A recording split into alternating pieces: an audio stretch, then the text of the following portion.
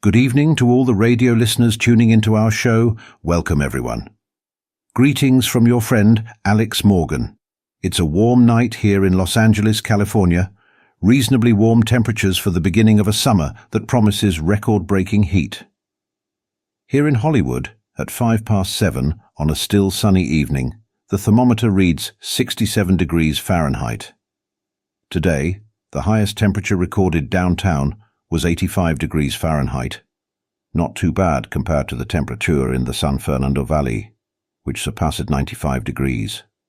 A predicted heat wave seems to have begun today, and as I've mentioned before, it's set to break records for the hottest summer since records began in Southern California. Moving on. Our guest, Mr. Draco Nova, who claims to have had contact with extraterrestrials, is already here in the studio. I announced his visit on yesterday's show for tonight. Good evening, Draco. How are you? I'll address you informally. Let's not pretend we don't know each other. Yes, that's true. We've known each other for some time. I'm well, happy to be here. Thank you very much for the invitation. Don't try to make it seem like it was easy to get you here. Just because our listeners can't see us doesn't mean we can deceive them. I must warn our audience that I pleaded a lot with Mr. Draco Nova to come and share his experience. It took me a long time. I have to admit, I thought you'd never agree to talk about such an unusual incident. Facing an audience with such a sensitive topic is intimidating for anyone. How did you find out about this matter? Through a casual comment from someone both you and I know. Who? I don't think that matters right now. I'll tell you later if you want. How did you and I meet, do you remember? It's been a while, honestly, I don't remember. Probably at an art exhibition or something similar. Extra information for the audience. Our guest is, among other things, a painter. Do you still paint? Yes, of course. Painting and drawing are my favourite therapies. Do you have any other favourite therapy? Honestly, yes, dancing. Of course. You mentioned before that you had danced professionally in your youth. No, I never did it professionally. I studied dance, but I never considered pursuing it as a career. Would you like to explain to our audience the type of dance you studied? They probably assume you danced rumba, salsa, or mambo. I primarily studied contemporary dance. At times I took ballet classes, but never with the intention of pursuing it as a professional career. Any specific reason for not considering dance as a profession? I'm a countryman disguised as a city dweller. I grew up in a very small town. If I had been born in London or New York, I might have considered it, but those weren't my circumstances. How did you end up in Los Angeles? Like everyone else, escaping from something. Pretending to find a lifestyle that was supposed to make me feel better. Were you, like everyone else, seeking the American dream? No, not at all. I wasn't naive when I arrived here. I was ignorant about living in such a complex society, but chasing a dream. That seems more like a marketing slogan. No, that wasn't my case. Have you been living in Los Angeles for a long time? Yes, I think I've been here for about 20 years now. Quite a while. Are you okay if we start talking about your extraterrestrial friends? Let's be clear from the beginning. They're not my friends. I don't even know if they're extraterrestrial. Okay, let our listeners help us decide whether they're extraterrestrial or not. No, Alex, I didn't agree to come here to turn this into a public forum. I came to present a situation. What people think about what's presented here is beside the point. You don't want people to participate? No, I don't want people to participate. I don't even think the topic is appropriate for your audience. What are you talking about, friend? The extraterrestrial topic has always been appealing to all kinds of audiences. It's a toy that never goes out of style. I've already said that I don't believe my experience involved extraterrestrials. Let's say then that it's about a paranormal experience. Does that work for you? I'll commit to narrating the incident in an entertaining way. Although I'm not sure if the story is suitable for the 8 p.m. audience. If your story includes obscenities, try not to be too graphic in your descriptions, so we'll avoid what you fear. I don't fear anything. It's just a heads up. Lately, this political correctness is everywhere. We live in a society that boasts of being very open-minded, but in practice it's very traditional. What does political correctness have to do with extraterrestrials? Sorry, I meant your paranormal experience. Not every day does one expose themselves to being heard by a bunch of strangers. I don't know the moral values of everyone listening. Don't worry, moral values are continuously changing. Let's delve into the topic. What happened? Okay. As you probably know, I have an exhausting job. Every day I come home tired, stressed, eager to get to my bed, sleep, and forget about the world I live in. Nothing unusual in hearing that. Probably everyone listening faces the same issue. Tell the listeners what your job involves. I'm a chef. At the time of the incident, I cooked for a group of people from Monday to Friday. I understand that the group of people you're referring to isn't just any group. Explain to us who they are. I used to prepare meals for individuals under medical care, specifically patients in the process of recovering from addictions and other mental disorders. You cooked for a group of sick people? I wouldn't call them sick. Friend, addictions are illnesses. Besides, you mentioned they suffered from mental disorders. Mental health disorders can influence a person's ability to carry out normal daily activities. I didn't see any difference between the people there and those I encountered walking down the street. I know where you're going with that, but that's not tonight's topic. Bottom line, you worked at a mental health facility. That's correct. How many patients did you cook for? Regardless of whether the term doesn't sit well with you, they were individuals dealing with an anomaly, which is why they chose to be in that institution. I cooked for 6 people. You cooked for only 6 people. Sometimes I cooked for fewer, 5, 4, 3. I even cooked for just one person.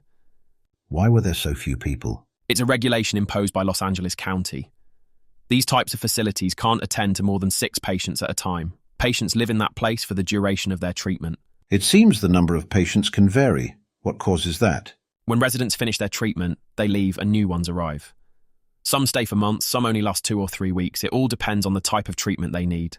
Why do you complain that it was an exhausting job?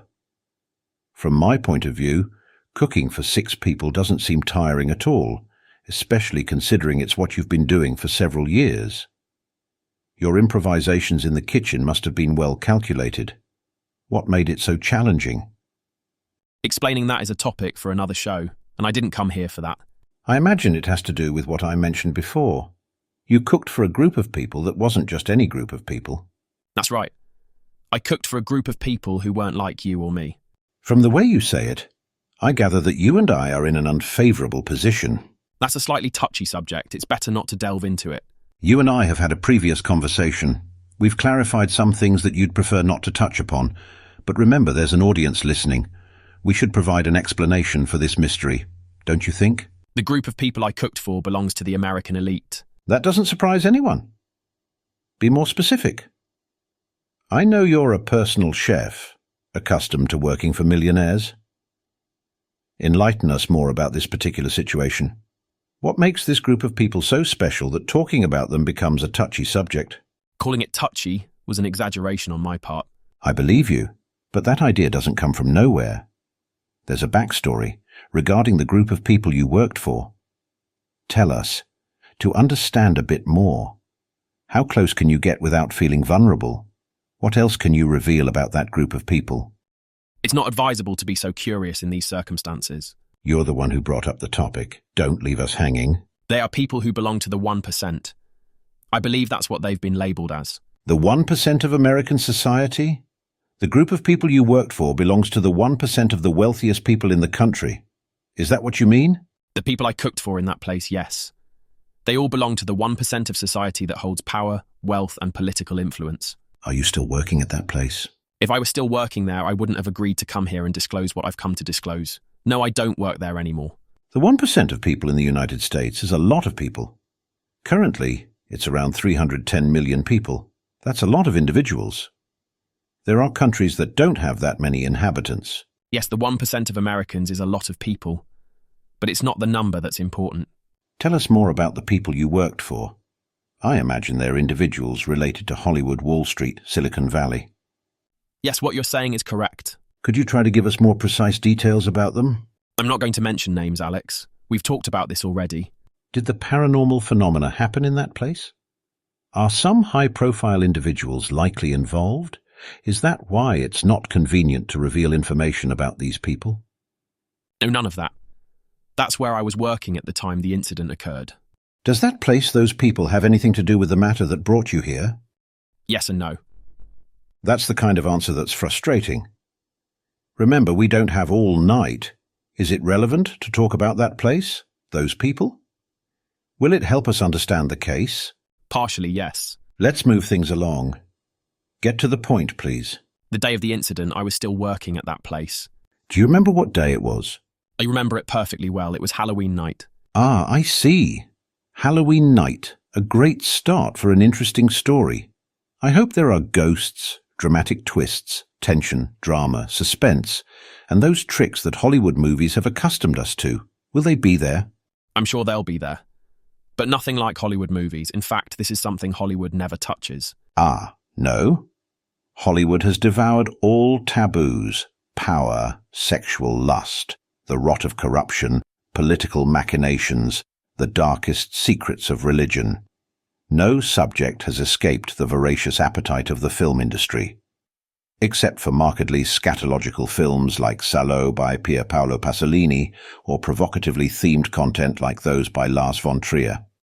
No, it's none of that. Then, My story is a blend of science fiction and gay pornography. Hollywood explores anything that generates profits. Remember the movie Boogie Nights?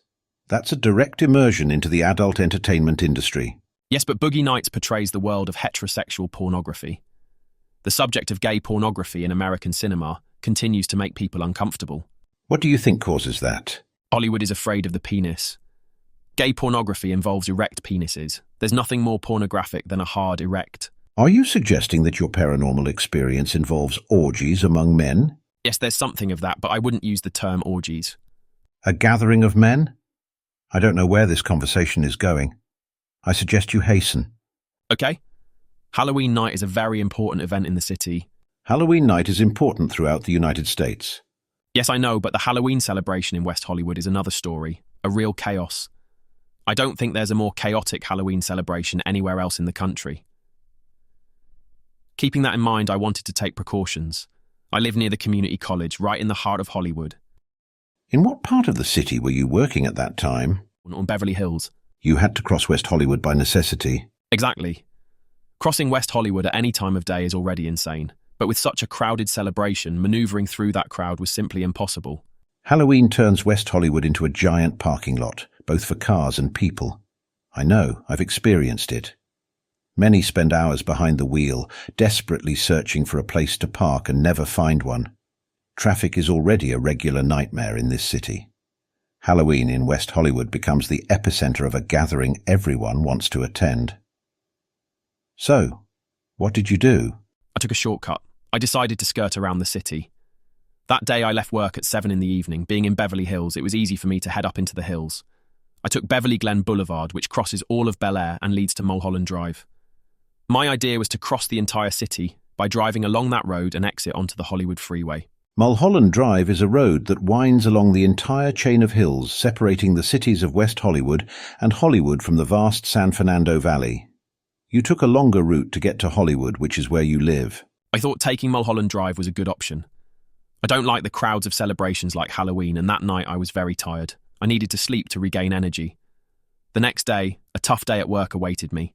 You had the option to stay overnight at your job. That wasn't a good option. I understand. And what happened next? It was along Mulholland Drive where this thing happened that came to change my life. Okay.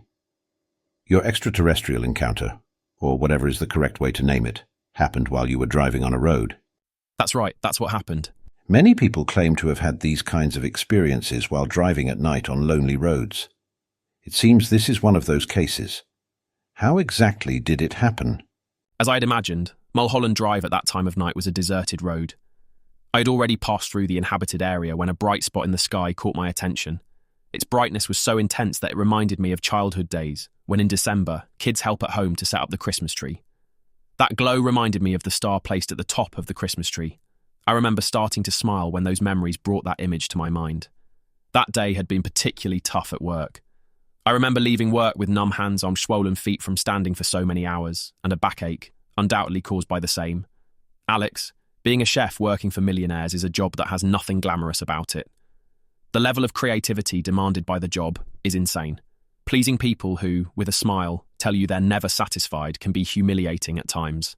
I've heard of chefs who, at the end of a struggle, reach such a level of frustration that they consider suicide. That's why seeing that little point of light in the sky was so gratifying at that moment. I took a moment to contemplate the luminosity of the entire city glowing from above as if it were a sea filled with luminescent tides. I considered stopping by the side of the road but chose not to. When I looked back up at the sky, searching again for the star, I saw that the pinpoint of light, which was once just a dot, had multiplied in size several times over. Did the object zigzag? No, it maintained its course without wavering. Its glow had intensified. It was a very bright white light. I began to think it was a plane on fire. I must confess I was awestruck. It was the night when witches are celebrated, and one carries the spirit of the celebration. Deep down, what I wanted was to encounter a feast of fireworks, but soon that began to take on a size that turned my festive spirit into something tragic. When all this was happening, were you still driving your car? Yes, I didn't need to stop. By this point, the star was of considerable size and was right in front of me. In fact, my intention was to reach it. Weren't you afraid? Didn't you hear the inner voice that sometimes warns us of danger? No, I didn't feel fear. My sense of curiosity had intensified. I had a premonition that something unusual was going to happen, and I wanted to witness it. What did you imagine would happen? An airplane crash. You had a bright, shining light approaching you that reminded you of the star placed on top of a Christmas tree. What kind of airplane crash were you imagining? I thought that what was approaching was a malfunctioning airplane. I imagined it was going to crash, and I wanted to be in a suitable spot to witness the accident. Why? Pure morbid curiosity. Didn't you imagine you were part of a paranormal sighting? Not at all. I was sure that it was an airplane crash. When did you realize that it wasn't what you thought? Shortly after, when its brightness intensified. It turned into a light of stunning beauty, a sphere engulfed in very white flames. It no longer seemed to me like an airplane. The small bright light I compared to a Christmas star had turned into a huge sphere emitting a brightness that began to blind my sight. That's when I understood that the object was coming directly toward me. I thought it was a meteor, a massive object falling from the sky. The object was coming toward you. Didn't you think about running away? Run? Where to? It's strange, but I didn't feel fear. At that moment, my life began to make sense. What do you mean? Obviously, you were in danger. My life wasn't pleasant. I had no purpose. For the first time, something truly momentous was happening in front of me, and I wasn't going to run away. Finally, a luminous event made me feel part of something significant. I've read that these types of encounters cause euphoria in those who experience them. Didn't you think that burst of fire might have consumed you? I didn't think it would even touch me. Alex, I had an empty, monotonous, boring life. I felt like a slave trapped in a place I didn't want to be. Witnessing that gave me hope that in seconds, life can change completely, even if for the worse. You surely suffered from anxiety, stress, or depression. What happened next? I saw it getting closer and closer at an incredible speed. I thought there would be an impressive explosion, that whole parts of the city would end up in flames. What came next happened in just a second. That intensely blinding spot of light crashed beside the road. I saw that immense burst enter a hill, an area populated only by shrubs. That's when I understood it wasn't what I thought. It was when I supposed that it was not from this world. Could you describe in detail what you saw that led you to think that it didn't belong to this world? The object was very large and emitted a very intense light. I saw it crash not far from where I was. I expected to see an explosion, but it landed without making the slightest noise. The meteor crashed at an incredible speed. If it had been something from this world, it would have caused a shockwave that would have shaken the entire city. Were you still driving at the time of impact? Yes, luckily. That's why I arrived quickly at the impact site. It was right beside the road. I stopped my car and saw where the object had impacted, covered by a fading cloak of light. Everything happened right in front of me. Did you see anyone else witnessing what you describe? You mentioned the road was lonely at that hour of the night. Did you never see anyone else pass by who might have observed the same thing as you? No, I didn't see anyone else. In fact, when I started driving on Mulholland Drive, I never saw any cars on the road, neither in front of me nor behind me. That's odd. Were you alone? Was this whole event set up just for you? You do realize there are no witnesses to support your account, right? I'm not aware. I suppose there might be someone, but I don't know. As far as I'm aware, that event was never recorded. No one saw anything. There were no reports in any media, and there were no visible traces to confirm that it happened. This city is immense. Millions of people live in Los Angeles. Regardless of this happening in a solitary place, there's always someone snooping around. Many millionaires have their mansions in that area. They have surveillance systems and personnel patrolling, fearing being stalked by someone. It's a highly monitored area, but apparently that day everything conspired for you to be the sole witness of this sighting. Are you aware that all of this leads to the thought that it might have all been an invention of yours? Yes, of course, I was always aware of that.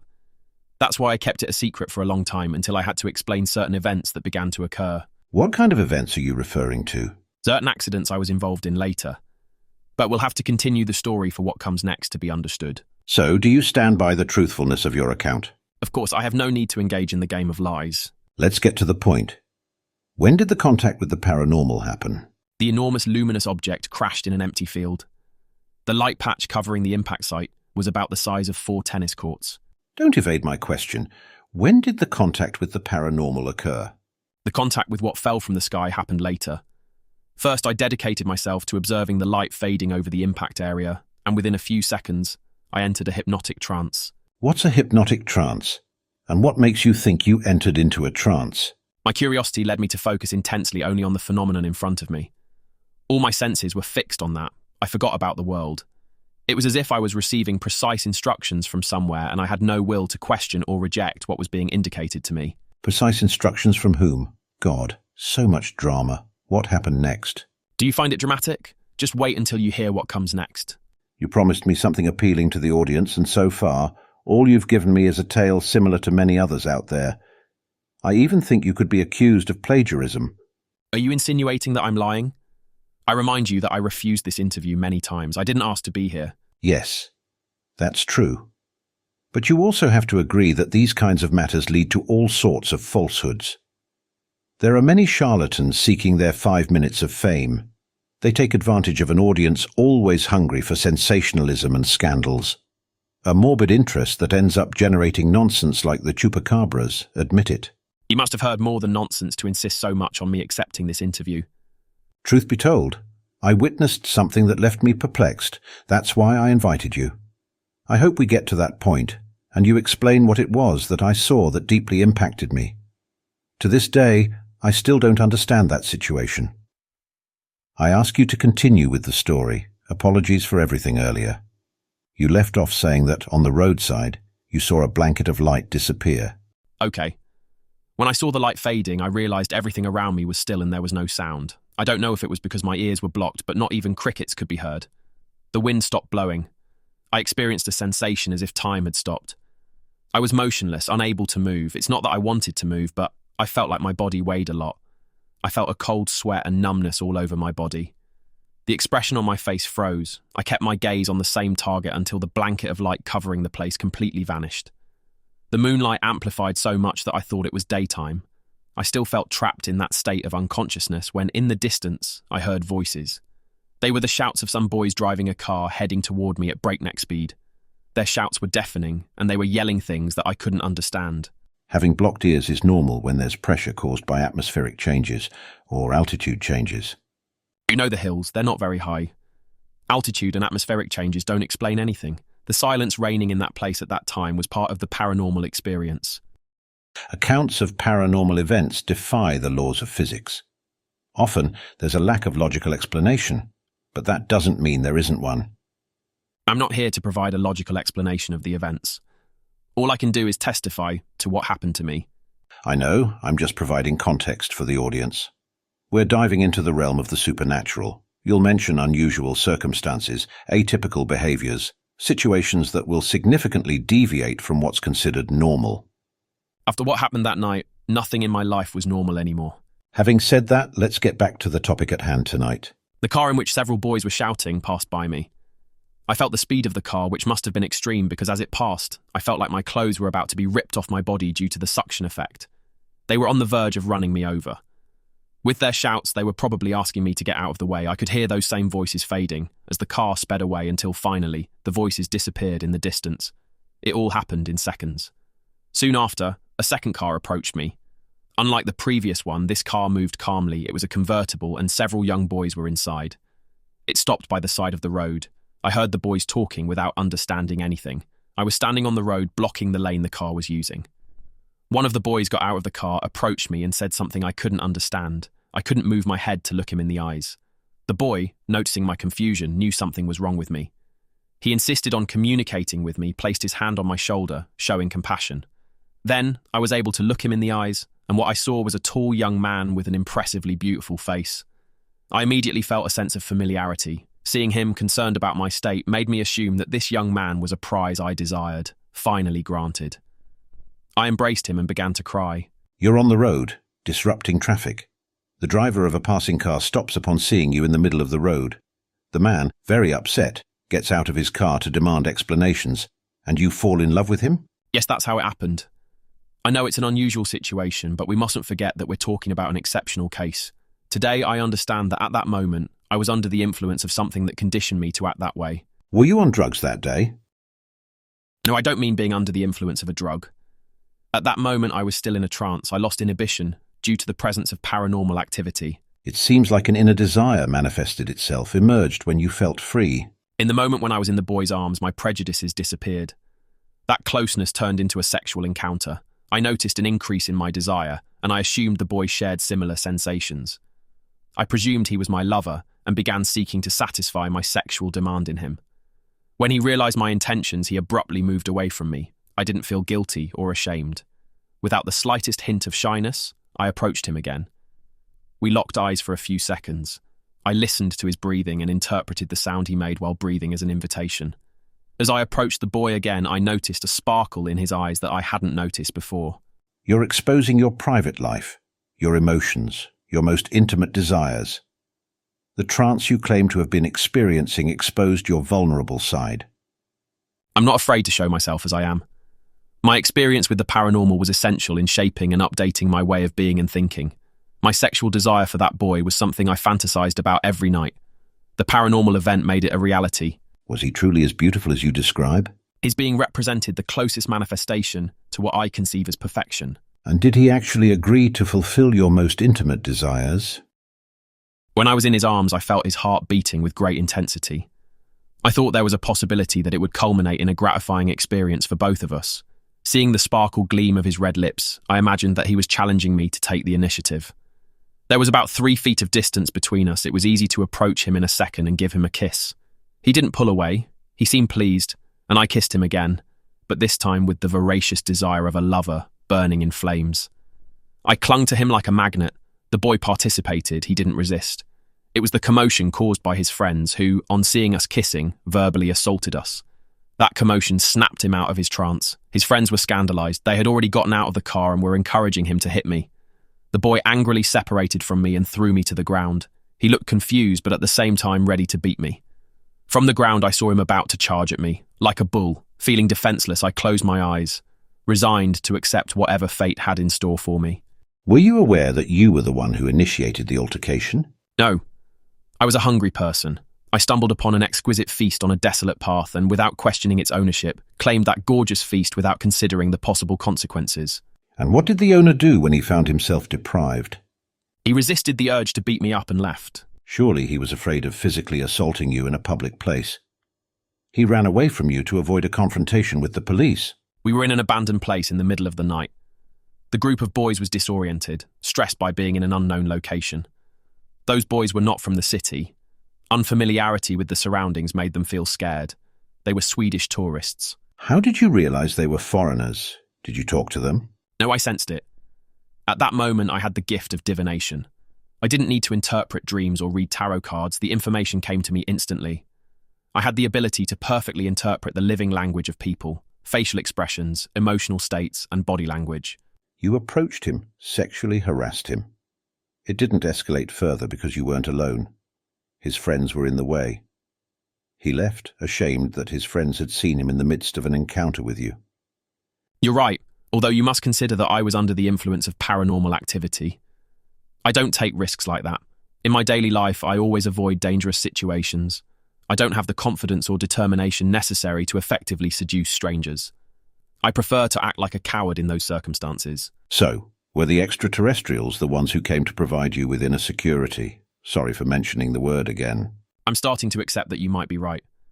What I experienced was an encounter with a being from another world. It's valid to use the word extraterrestrial. The encounter brought me more than just security.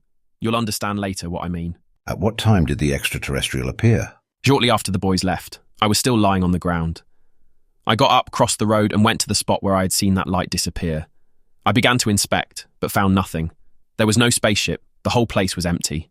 What was present was the imprint. All the bushes were flattened, forming a nest as if a sphere of great weight had forcefully impacted that place and then disappeared, leaving a gap formed by the impact. But I saw nothing else. I was there for a while, contemplating that. Were you still alone in that place? Wasn't anyone else nearby? Did other people pass by, people wandering around? Nothing? No one? While observing that scene, I didn't see anyone passing by that road. What happened next? Once my curiosity was satisfied and having inspected the area without finding anything, I left. I crossed the road again and headed to my car. Just as I was about to open the car door, I heard the cry of a child. A crying child in the middle of the night in a desolate place? Yes, the voice of a small child calling for help. How old did the voice of that child sound? It was the voice of a baby. I couldn't pinpoint the age, perhaps a few months. I thought maybe my mind had fabricated that sound, that it was my invention. I waited to be sure, to hear it again, but nothing. When I tried to open the car door again, the child's cry sounded again more insistently. The noise came from the same place. From the place you had inspected before, which had the shape of a nest? Yes. The child's voice was clear and convincing. I've said it was the cry of a child calling for help, but at the same time it was a scream expressing gratitude. Gratitude for what? Its crying was melodious, charming, a friendly greeting like a warm welcome. It was the voice of a child thanking me for responding to his call. Clearly, you were still influenced by the paranormal situation. I assume you went back to look for the child. Yes, that's what I did. And what did you find? I saw nothing despite searching diligently. I examined everything in detail but found nothing. I began to think I was hallucinating, creating the situation myself, which frustrated me. In a desperate impulse, I decided to leave. Just as I took the first step, I heard the little voice again. I quickly turned around and saw a bundle covered with a fabric similar to a spider web, shimmering under the moonlight. Did it appear suddenly? No, it had always been there. Although the moonlight was intense, the object was sheltered in the shadow of a cavity made by branches and debris. The fabric covering it had a colour that allowed it to blend in perfectly. It was a satin gauze that alternated its hue from black to silver and back again. I hadn't seen it before because the reflection of the moon on that special fabric made it change colour. Did the bundle move? No, the object didn't move. The reflection of the moonlight on it gave the appearance of movement. So what exactly was that object? I approached close enough to observe it. It wasn't a baby. The fabric covering it resembled a thin and transparent gauze. You could see a kind of doll under that mantle. Being close, I had the sensation of being in a scene from the Ridley Scott's movie Alien, where the character slowly approaches an egg and when trying to touch it, it suddenly opens and inserts something into his body. Yes, I remember that part of the movie. It's a moment of great tension. Were you scared this time? Honestly, no, I didn't feel fear at all. In fact, I found it even amusing. I thought it was a forgotten toy. Maybe someone had stolen a toy and hidden it there. Did you think that? Minutes before, you had seen a meteor collide. You didn't find the meteor, but you found the collision imprint. And did you relate that to a stolen toy? In the midst of confusion, trying to explain things so that everyone understands is difficult. Relating that to a toy sounds absurd, I know. It's like comparing the light of a meteor to the star on top of a Christmas tree. We all associate things within our frame of reference. So it wasn't a toy? No. When I delicately removed the fabric to see what it covered, what I saw seemed so absurd that I couldn't contain my laughter. What a way to ruin the climax of the conversation. What did you see? What was the absurd thing that turned out to be so funny? I'd been subjected to a sickening level of tension, brought about by a mysterious accident. The encounter with the boy had heightened my libido to an unbearable point. Then, I found myself in a situation that sparked my scientific curiosity. My expectations were focused on discovering some kind of unknown organism or biological entity. I stayed focused, examining with caution to better understand it, despite signs warning me of possible danger. However, what I found was a simple household object. Was it a toy that you can describe to our audience without being offensive? I ask, because at the beginning of our conversation, you warned that the topic was not suitable for the 8 o'clock audience. My imagination runs wild, and I wonder what kind of object could have seemed so absurd to you that, after all the drama exposed, you ended up bursting into laughter. It was a pillow. What, a pillow? One of those we use to rest our heads? That was the first thing I thought when I saw the object, since it had the shape of a pillow. Of course, it wasn't an ordinary pillow. It shone under the moonlight. I was impressed by its beauty, its luminosity. That was more than just a pillow. When I leaned in to carefully observe its surface, I noticed a maze of threads intertwining to form patterns and geometric symbols. I was impressed by the meticulousness of those labyrinthine shapes representing tunnels. I gazed at it for a few seconds until I finally decided to touch it. The first sensation was like putting my hand in warm water. I understood that the pleasant feeling was an invitation to continue caressing the object. The texture of the surface began to change, and the object started to secrete a viscous liquid similar to the watery and transparent lubricant we know. But this liquid didn't adhere to my hand.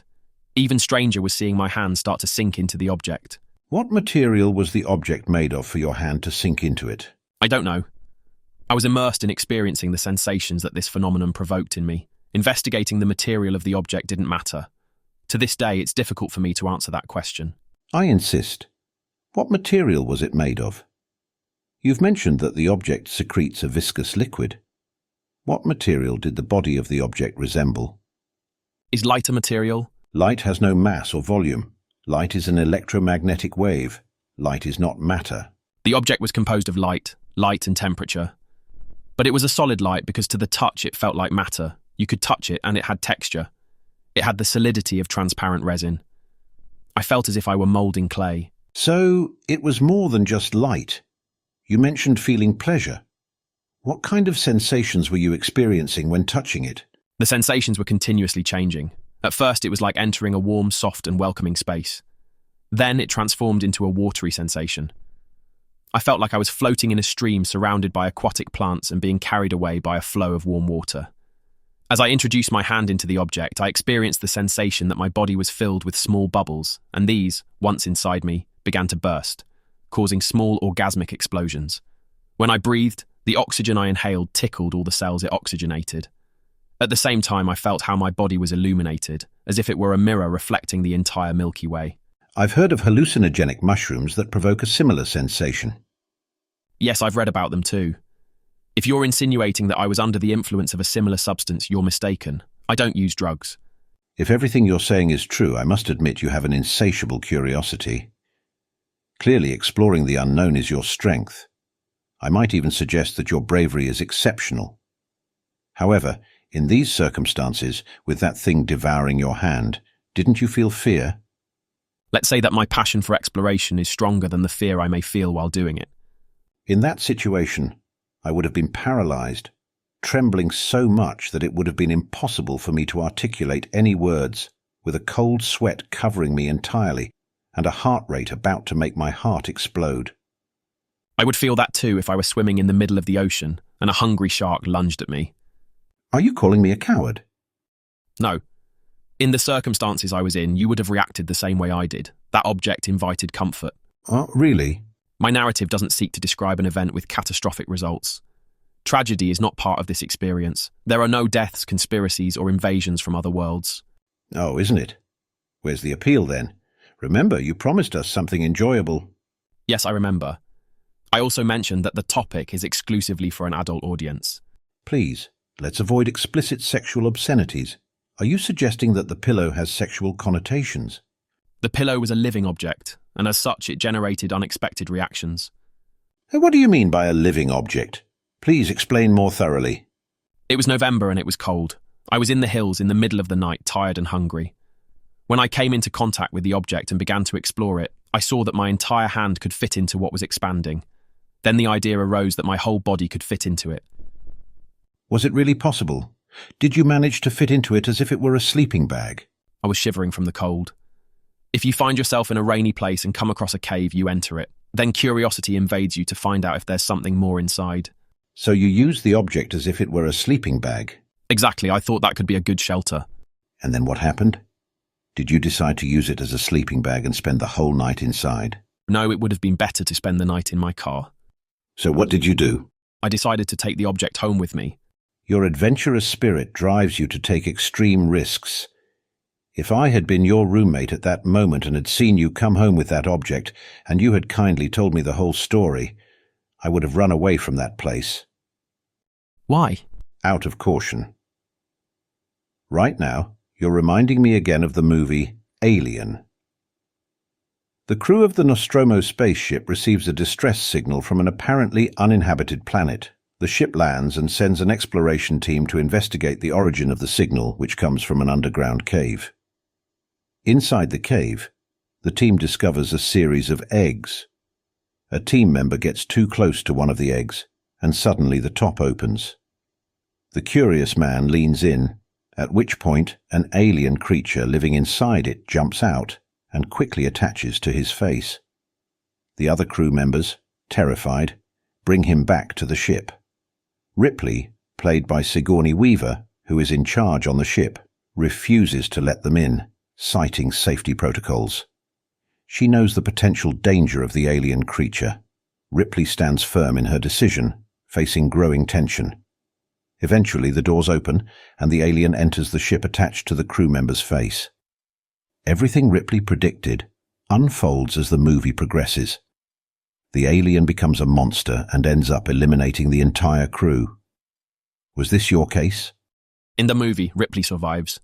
Should I understand then that you are Ripley? Are you the only survivor, and that's why you're here? You're referring to a science fiction movie designed to evoke terror. Hollywood's purpose is economic benefit. They create a marketable product, refine it to be appealing, and marketing experts turn it into an object of desire. What you summarized about the movie follows the formula: introduction, development, and resolution in 3 acts. Don't compare what happened to me with a movie. What I experienced was real. My intention has been to warn you about the imprudence of bringing an extremely dangerous object into your home without considering the possible consequences. You've already noticed my affinity for adventure.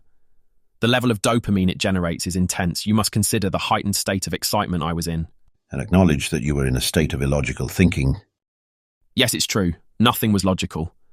There was no one claiming the object, so I took it with me. I wouldn't have taken something like that to my home. I anticipated the advantages that it offered. When I held the object in my arms, I realized it had the perfect weight of cotton candy, the treat they sell at fairs. I easily stored it in the trunk of my car.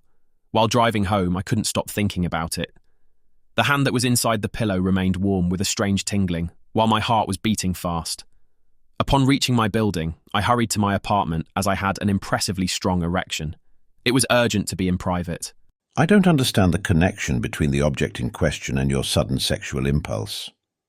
The sensations described earlier include those of a sexual nature. The small orgasmic explosions mentioned earlier are not a metaphor. They were literal. Don't you think that the sexual desire you're referring to was a result of generating a high level of dopamine? I'm aware that night I experienced a series of extreme phenomena, but I don't believe that was the cause. So what do you attribute it to? The purpose of the object was to generate pleasure. Upon reaching my room, I placed the pillow on the bed. I repeated the action of putting my hand on it, and the same thing happened. My hand sank into it. The idea arose to try to immerse myself completely and use it as a sleeping bag. Everything unfolded just as I had imagined. The pillow expanded enough to accommodate my entire body. As I immersed myself, the object yielded space, opening up like a thin and delicate mass that easily served as a wrapper. There are many things you need to explain, but first, tell me, what happened to your sexual desire?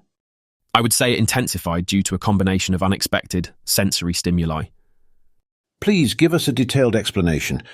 I believe I mentioned earlier that it was a living object. A living object? I'm not clear on the terms they taught us in biology class, so I'd prefer not to delve into the definition of what a living object is right now. What did the object do? When I say it was a living object, I mean it had its own consciousness. It had the ability to act on its own. It was like having a conversation with a living being. What kind of conversation? A non-verbal interaction, involving only the senses. It could be considered a kind of multisensory dialogue. Could you be more specific? It might involve the use of visual, tactile, auditory, gustatory, and olfactory elements. At that moment, I was unaware of all this. Later, I searched a little bit on the internet. I learned that the object could perceive what I felt and fulfill the purpose for which it was created. Did it come with an instruction manual? Don't mock me. Of course not. I have my reasons to believe that fulfilling its purpose was the manual. Are you suggesting that your sexual desire increased? I wouldn't say it increased. Being inside that object, my sexual nature took on an overwhelming intensity. How intense did your sexual desire become? Imagine a 20-year-old male in peak physical condition, with a significant sexual appetite who hasn't ejaculated in a month. Picture their sexual urgency. Envision all that accumulated tension and consider the result of an orgasm in those circumstances. Now prolong it for a reasonably bearable time in a healthy adult. How long do you think you could endure it? If someone offered me that experience, I would first have to get my body in optimal condition for such an ordeal. The device would be designed to monitor your physical state and adapt to your capabilities. Have you ever used drugs? Yes, of course, the basic ones, the ones you try at the beginning. I've consumed them once or twice in my entire life. I tried them out of curiosity, but I never got hooked. Isn't that the effect caused by some drug you might have taken? I'm not into drugs. Honestly, I don't believe there's a substance in this world capable of generating such intensity of pleasure and at the same time contributing to strengthening your health instead of deteriorating it. Why should I believe everything you're saying? You don't have to. I'm not here to convince anyone. Although you mentioned seeing something, do you think what you saw was the result of some drug you took? Let's say it's time to talk about it. I'll explain what I saw, and then I'd like you to comment on it. Does that sound good? I suppose you're referring to what you saw at the bar? Yes, I'm talking about that. Okay. That night, we coincided at a bar. Despite knowing you well, being familiar with your everyday life, and having a friendly relationship, what I witnessed left me completely astonished. I saw you with someone who was a perfect replica of you. The terrifying part was coming to the conclusion that the replica was so astonishingly accurate that I ruled out the possibility of it being your identical twin. The similarity between twins isn't usually that precise, I observed cautiously, without approaching. I didn't want to come over, greet you, and hear you say, "Let me introduce you to my identical twin brother," something I would never have believed. In both of you, the movements were alarmingly precise. Every gesture, every tilt of the head, facial expression, everything was meticulously reproduced. I was breathless. My mind struggled to understand the incomprehensible, unable to find a rational explanation for such a prodigy. How can such a strange coincidence be possible? Is there any reason behind this terrifying similarity?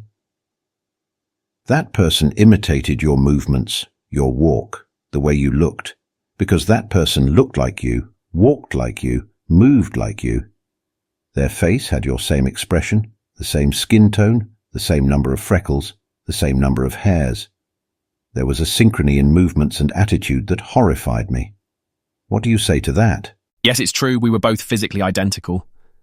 But the person accompanying me that night was a version far superior to me. My companion was something I could never have been. Wasn't it your brother? That was my first mistake. I shouldn't have exposed myself in that way. That entity was not my identical twin brother. Entity? What do you mean by that? That wasn't a real person. Oh no, what was it? It was a replica of myself, a reproduction. What you saw was the result of cloning. The person who was with you that night, was that a copy of yourself?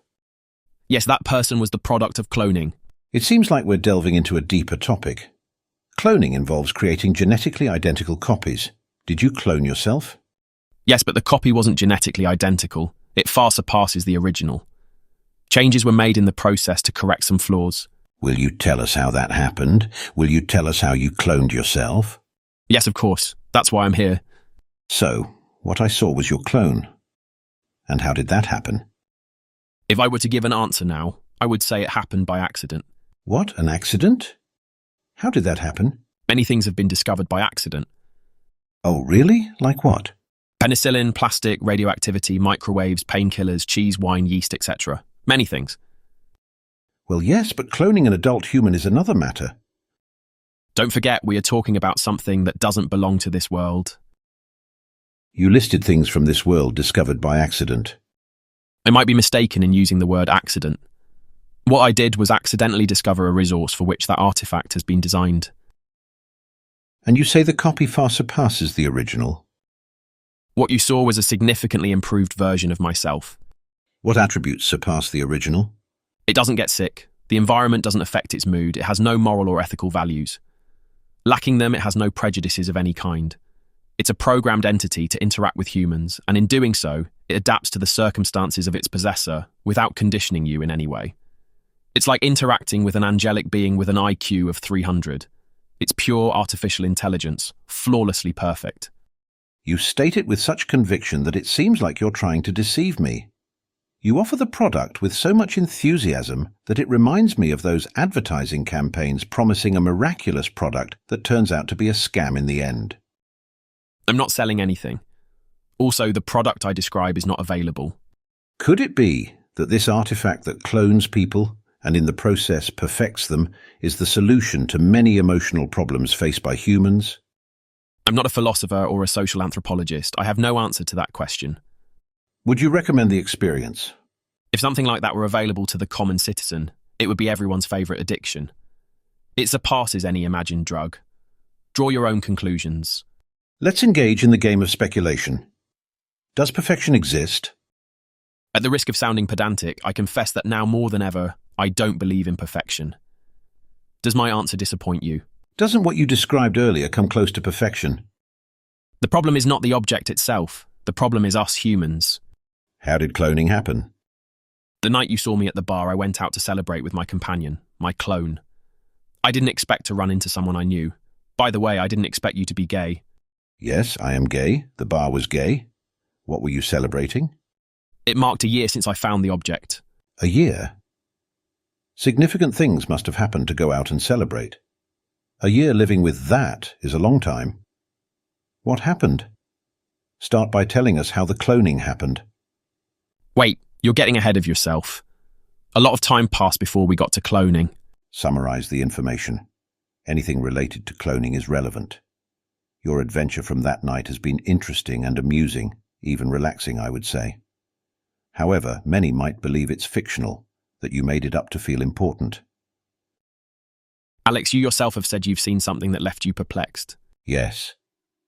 But that doesn't prove anything. It wasn't such an extraordinary phenomenon either. With a little effort, you could have convinced me that the guy was really your twin brother. Besides, it seems I was the only one who witnessed it. What I saw was a person next to you, nothing more. I don't want to turn this into a three-ring circus. I want to continue the narrative. You want to know how I cloned myself. Wait until we get to that. Okay, I'll wait. But don't forget that you promised to tell us today how you cloned yourself. Yes, I won't forget. Let's go back to the object that apparently the gods of Olympus sent you. Do you refer to it by a specific name? Yes, it has a name. Let's call it Sidus, which in Latin means celestial phenomenon. Wow. Interesting name. Tell us more about Sidus. Describe it, list all its characteristics, its uses, and the benefits that, according to you, you guessed when you decided to take it with you. I've already mentioned that Sidus has the shape of a large and long pillow, but it doesn't function like a pillow. Sidus is a living entity. It reacts to impulses emitted by a human body. When you touch its surface, you start to feel a tingling sensation in your hand, signaling that Sidus has begun to record the mood of the person touching it. A visible line appears on its outline immediately. If it's daytime, the line will be bright red. At night, the line is a metallic yellow-green. The line indicates a fold where Sidus will start to yield, eventually opening up as an invitation to enter. Getting into Sidus is like wrapping yourself in a thick quilt. The first sensation once inside is peace, health, and absolute comfort. You had mentioned earlier that it was like getting into a sleeping bag. Do you still have that idea? Yes, entering Sidus is very much like that. You look for the zipper, slide it open, and enter.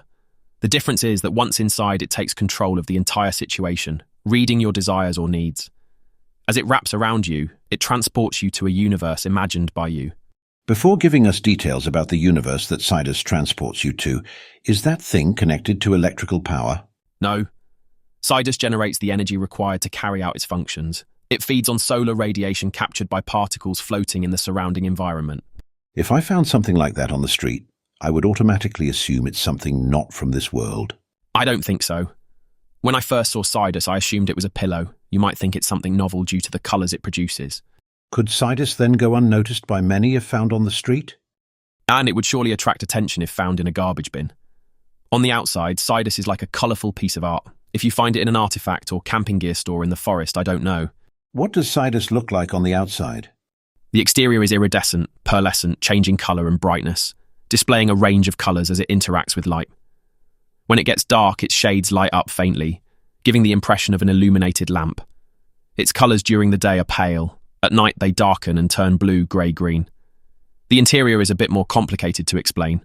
At first glance, it might resemble how you imagine the inside of a cow's stomach looks. Different types of filaments form a combination of roughness. I could say they are millions of filaments forming a kind of carpet with geometric patterns of different dimensions. The colour is very similar to that of the human tongue. A slight shine makes you suppose that the surface is moistened by a viscous and transparent liquid. When touched, that sensation disappears. Its texture is basically velvety. The interior is beautiful. It feels clean. You even perceive a soft fragrance reminiscent of the oils and lotions used when wrapping a baby after a bath. Without trying to offend the conservative ears of our audience, I must admit that after your description, dozens of sexual images come to mind. And I've told you that Sidus is a pleasure generator. That's its main characteristic. And since sex is a basic need, that would be the predominantly chosen utility if humans had access to someone like him. Is that what you've done? Have you given it a purely sexual purpose? Yes, that's what I've done. Like most men, I used to masturbate every day after work. Sometimes I did it 2-3 times in a single session. On weekends, you can imagine, I used masturbation as a way to relieve myself of the stress and tension accumulated during the week. When I met Sidus and discovered that it's a machine that generates sexual pleasure, understandably, I became addicted to it. You've mentioned the sexual intensity achieved by interacting with Sidus. But how is the interaction? What does it consist of? A moment ago, you asked if I used drugs, and I said no. I also mentioned that I had some experience using some, including psychedelic mushrooms. Well, the experience of being inside Sidus is somewhat similar to being in an altered state of consciousness, similar to what I experienced when using mushrooms. So the effects are like being in an altered state of consciousness? What you experience inside Sidus is real pleasure. Sidus takes control of your desires and makes you perceive them in a real way. You're always conscious. You experience the world you want through your senses. Sidus allows your brain to have all the necessary information for your senses to construct what you want to feel. Being conscious allows you to respond and regulate specific stimuli. Sexual pleasure is built in the brain through external stimuli. What Sidus does is provide you with all the stimuli you need to increase the level of pleasure you choose. For something potentially so addictive, it must have some flaw. The flaw is us. Although some people may have issues with compulsive addiction, masturbation itself is not a flaw and would never cease to be recommended. Just because some people can't control their addiction to masturbation doesn't mean that masturbation is unhealthy for most people. No doctor, sexologist, or health scientist would dare to prohibit masturbation. So, is Sidus specifically designed to sexually satisfy people? No, I didn't fully understand it, but its uses go beyond being merely a sexual toy. As my story progresses, you'll realize it has surprising applications. This genius is a product built by a mind that doesn't belong to the world we know. It's a machine that expands the limits of our understanding. What happens when you're inside Sidus? You mentioned using it for sexual satisfaction. Are specifically sexual forms generated inside? Are you referring to openings where you can insert an erect penis? I was more thinking of penises of different shapes, sizes, colours. I mean, it's no secret that you and I are gay. No, those forms don't materialize inside Sidus. Those forms materialize in the mind of the person inside Sidus. I don't need a Sidus to let my imagination run wild. I know. That's precisely the imaginative level that Sidus expects from people, to turn it into a desire so powerful that you experience it as if it were real. It's like being in a movie theatre with a fully maximized IMAX 3D screen. Everything that happens there becomes an alternate reality. Everything you imagine becomes real to the extent that your creativity allows. What are the limits? You set the limits. Isn't that dangerous? Dangerous? Why? Don't forget that it all happens in your mind. You can even imagine jumping from a skyscraper and experience the fall second by second. You can even feel the dismemberment of your body as it crashes against the pavement. You can break down the event into thousandths of a second to explore the tearing that all your cells undergo. You can experience the pain your body would be feeling, divide the entire event into planes, choose the angle that best favours what you want to witness or feel. All with precise clarity, captured by a lens not yet invented. But don't forget that the experience is real. Did you do that? I tried.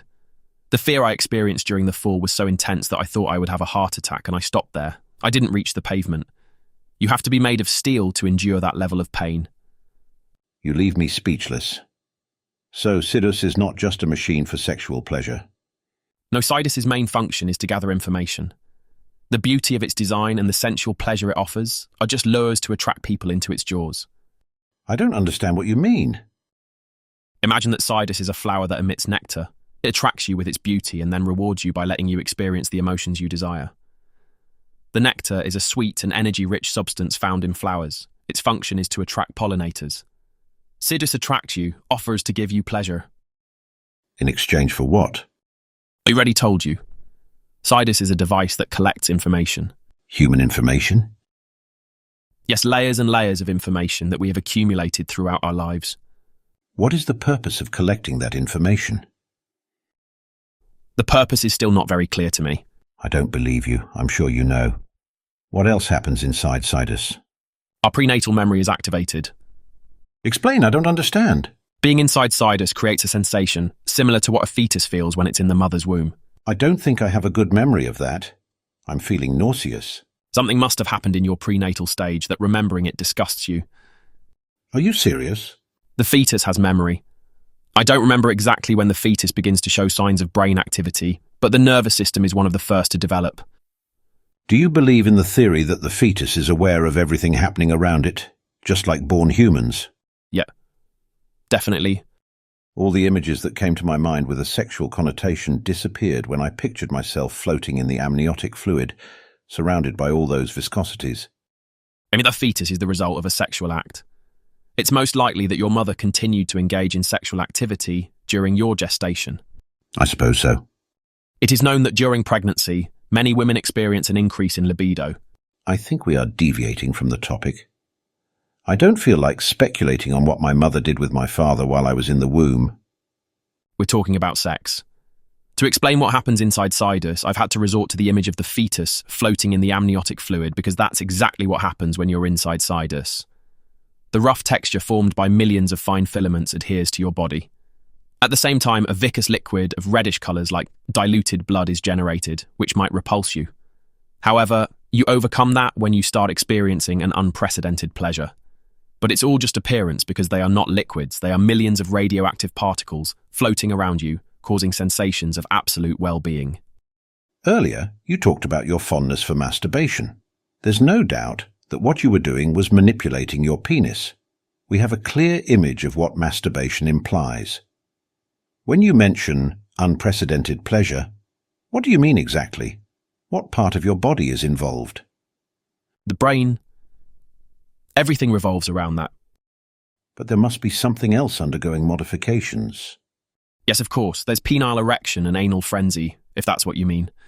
Yes, that's what I meant. And how and when did the cloning happen? Entering Sidus for the first time was not my decision. Sidus generates an energy that floods the place it occupies. That energy conditioned my actions on that occasion. I entered Sidus as if it were already a habit. I was inside it for a long time that first time. How long? I don't know, it was many hours. I would have liked to spend an entire weekend inside it, but the next day I had to go to work. What happened that night with Sidus was a multi-orgasmic dream. From that night on, my life revolved around spending the most time possible inside Sidus. And when you become a fan of playing the same game every night after work, practice leads you to achieve better results. Better results? After several weeks of immersing myself daily in the game with Sidus, one morning I woke up with someone naked sleeping beside me. Unexpected company? I thought some confused person had entered my apartment by mistake. And that person, perhaps drunk and confused, had the key to your apartment. They entered without making noise, undressed, got into your bed, spent the entire night with you, and you didn't notice? No, I didn't realise. I didn't feel their presence. The strange thing is that I didn't care to know who the stranger was that had spent the night beside me. The person was peacefully sleeping with their back turned. Was it a man? Yes, but for me, the most confusing part was not waking up inside Sidus, as I do every morning. When I got up and saw that Sidus was nowhere to be found, I panicked. I thought someone had broken in to rob me. I searched everywhere, but there were no signs of a break-in. When I went back to bed to confront that individual, I discovered that person was me. You? Yes, me. The person you found sleeping beside you that morning was the same person I saw you with at the bar?